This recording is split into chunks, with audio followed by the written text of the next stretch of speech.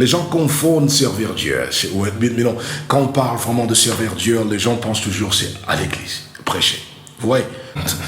Ok, bienvenue, c'est votre frère, Aurel Bouyanga Kouaben. Aujourd'hui, je suis dans la version française. Je veux parler. Vous m'excusez si j'aurai peut-être des erreurs de la prononciation en français ou bien de la ponctuation en français. Parce que français, ce n'est pas mon langage. Je vais seulement transmettre le message au monde francophone aujourd'hui. Je parle sur le point de servir Dieu. C'est ce qui est important, servir Dieu. Servir Dieu. Je suis en train de m'exprimer de cette façon et je suis même je suis dans la joie parce que les gens confondent servir Dieu. Ouais, mais non, quand on parle vraiment de servir Dieu, les gens pensent toujours c'est à l'église, prêcher. Vous voyez? Est-ce que servir Dieu, c'est prêcher? C'est seulement prêcher. Servir Dieu, c'est seulement être un membre de la communauté de l'Église, faire le travail des diacres, des anciens. Tout ça, veut dire servir Dieu. Maintenant, on veut aller, je peux dire, en quelques petits détails pour vraiment comprendre servir Dieu. Le mot servir veut dire rendre travail pour quelqu'un, rendre à quelqu'un un travail. C'est ça ce qu'on appelle servir. Quand on dit que je sers Dieu, ça veut dire que tu travailles pour Dieu. Tu comprends? Tu donnes un travail à Dieu. C'est ça. Est-ce que travailler pour Dieu, c'est seulement être à l'église? C'est là où il y a des problèmes. Maintenant, les gens, quand ils voient un serviteur de Dieu, ils pensent que le serviteur de Dieu, c'est seulement celui qui prêche, c'est seulement celui qui chante, c'est celui qui rend un travail à l'église. Lord have mercy. Je veux maintenant te faire comprendre ceci. Avant que j'explique le serviteur de Dieu, c'est mieux de comprendre le contraire, le serviteur de Satan. Qui sont les serviteurs de Satan? Par exemple, quand nous sommes dans la rue, on voit quelqu'un qui est un tueur, il tue les gens. Quelqu'un qui tue les gens, c'est un serviteur de Satan, mais tu ne connais pas son temple. Ou il fellowship. Oh, je peux dire qu'il communie, tu ne connais pas son temple. Le prostitué, tu ne connais pas leur temple. Ou il fellowship, je peux dire communique, communier. Tu ne leur connais pas, tu ne connais pas leur endroit. Mais quand tu vois que celui-ci, si tu es un religieux, tu diras, il ne sert pas Dieu. C'est quoi? Par rapport aux actions effectuées. Les actions là sont liées aux ténèbres. Ce n'est pas lié à la lumière de Dieu, à la lumière de Christ, de Dieu. Maintenant, quand vous voyez peut-être, je peux dire, un escroc, un voleur, vous savez que cette personne ne sert pas Dieu. Il sert le diable. Mais vous ne connaissez pas là-haut. La personne adore leur shrine, je peux dire leur temple de dédication. Vous ne connaissez pas. Vous ne connaissez pas quel marabout les gens ils visitent. Mais vous croyez que cette personne ne sert pas Dieu et il sert Satan. Maintenant, rentrons maintenant vers servir Dieu. Maintenant, si vous voulez voir servir Dieu seulement l'église, vous êtes dans la mauvaise place. Pourquoi? Parce que dans l'église, tu verras de good personnes, de personnes qui se comportent trop bien, mais comment? Tu verras un pasteur qui est puissant, un puissant prédicateur, mais quand vous entrez dans son foyer, ce n'est pas un bon mari. Un bon chanteur, ce n'est pas un bon mari. Vous verrez ça. Une bonne chanteuse, ce n'est pas une bonne femme dans son foyer. Il y a beaucoup de problèmes dans le foyer. Cela veut dire que quand vous voyez ça, ces gens ne servent pas Dieu dans leur vie littérale. C'est ce que je veux dire.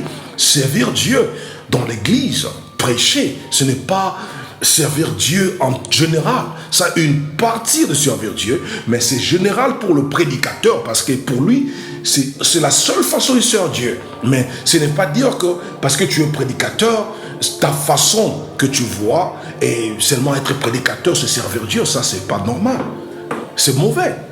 Servir Dieu, c'est plus grand que l'église.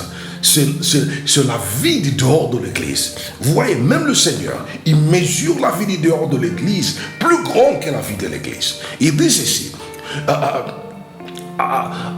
loin de moi, les gens qui commettent l'iniquité. Les gens lui ont dit, mais nous avons fait des miracles en ton nom. Nous allons prophétiser et nous allons prêcher en ton nom. Et il leur dit, je ne vous connais pas. Vous voyez maintenant. Pour le Seigneur, prêcher et faire le miracle ne garantit pas servir Dieu. Pour le Seigneur, ta vie quotidienne, ta vie de chaque jour, c'est ce qui veut dire servir Dieu. Tu vois, le prostitué, même si il est prostitué, si il part chez Satan dans son temple et il worship Satan, maintenant dans la vie personnelle, il ne commet aucune chose qui concorde avec Satan. Comment tu dois l'appeler? Serviteur de Satan. Tu l'appelles pas serviteur de Satan parce que il prie Satan, mais tu l'appelles serviteur de Satan parce que tu vois les œuvres de Satan. Le Seigneur a dit, vous leur connaîtrez par leurs fruits. Ce n'est pas vous leur connaîtrez par leur prière, adoration. Il a dit, le vrai adorateur. Adore le Père en esprit et en vérité. Mais nous voyons seulement de fruits, nous voyons de comportements. Parce que le Seigneur a tout, l'apôtre Paul parle de fruits de l'esprit, les fruits du Saint-Esprit dans la vie des gens. C'est là où on voit que ces gens ici sont pour Dieu ou non pas pour Dieu. Alors, ne vous trompez pas. Servir Dieu, ce n'est pas l'église. Servir Dieu, c'est en dehors de l'église. Je veux que tu comprennes cela. Servir Dieu, c'est en dehors de l'église. Si ta vie hors de l'église ne donne pas gloire à ton Dieu, n'amène pas les gens, ne pousse pas les gens à voir la gloire de Dieu, tu n'as jamais servi Dieu. Malgré tes prophéties, malgré tes messages, malgré ce que tu fais, quand tu as l'argent, tu achètes des habits chers, mais il y a de pauvres là. Et tu veux voir le pasteur pour toi, c'est celui qui s'habille aux d'autres marques. Là, moi, je ne suis pas ces gens-là. Moi, c'est l'évangile, ce n'est pas mes habits. Tu vois, parce que je veux servir Dieu, je ne veux pas te montrer mes habits. Je veux que tu comprennes ça. Il y a des gens qui ont faim, il y a des gens qui ont besoin. Alors je ne peux pas gaspiller l'argent dans des choses qui ne peuvent même pas donner gloire à Dieu, qui donnent seulement ma gloire. Celui qui sert Dieu, il sert les gens. Souviens-toi, le Seigneur a dit, quand j'avais faim, vous ne m'avez pas donné à manger. Quand j'avais faim, vous m'avez donné à manger. Quand je n'avais pas de habits, quand j'étais nu, vous m'avez revêtu. Quand j'étais nu, vous ne m'avez pas revêtu. Quand j'étais dans la prison, vous m'avez visité. Quand j'étais dans la prison, vous ne m'avez pas visité. Là, les gens, ces gens ont dit de même.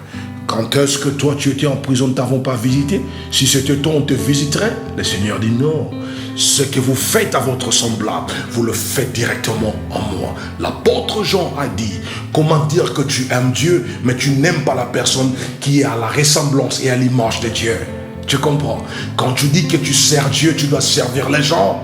Tu dois bénir les gens. Tu dois être bien avec les gens. Tu dois leur donner à manger. Tu sais, même le bon jeune, selon Ésaïe 53, dit que le bon jeune, c'est donner la nourriture à ceux qui sont en famille. C'est ça, servir Dieu.